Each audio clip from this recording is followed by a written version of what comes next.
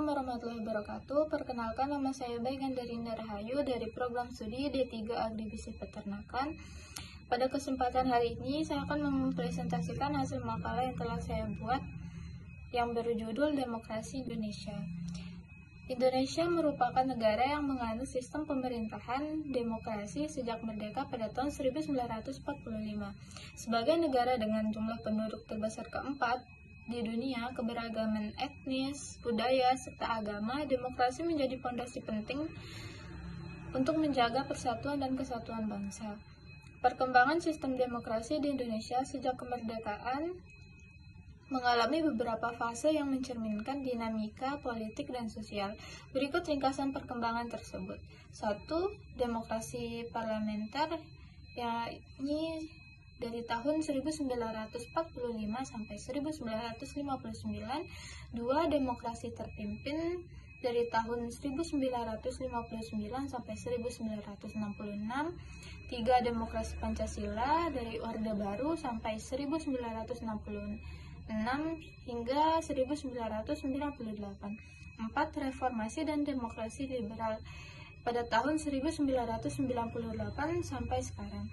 Adapun tantangan yang dihadapi dalam pelaksanaan demokrasi di Indonesia.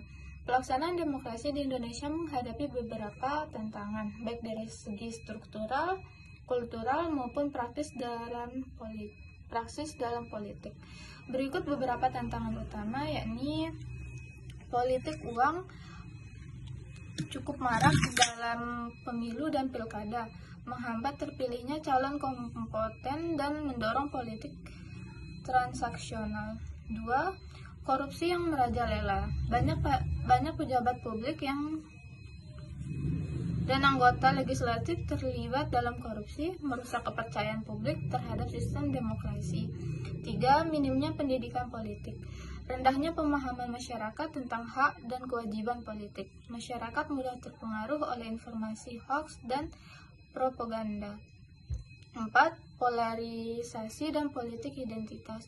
Sering terjadi pada masa pemilu, terutama berbasis agama atau etnis, menyebabkan perpecahan sosial dan mengganggu integrasi nasional. 5. Dominasi elit politik dan oligarki. Kekuasaan cenderung dikuasai oleh segelintir kelompok atau keluarga. Akses politik tidak merata dan menurunkan kualitas representasi. 6. Lemahnya penegakan hukum. Hukum sering tidak ditegakkan secara adil, terutama terhadap elit politik. Publik skeptis terhadap keadilan dalam demokrasi. 7.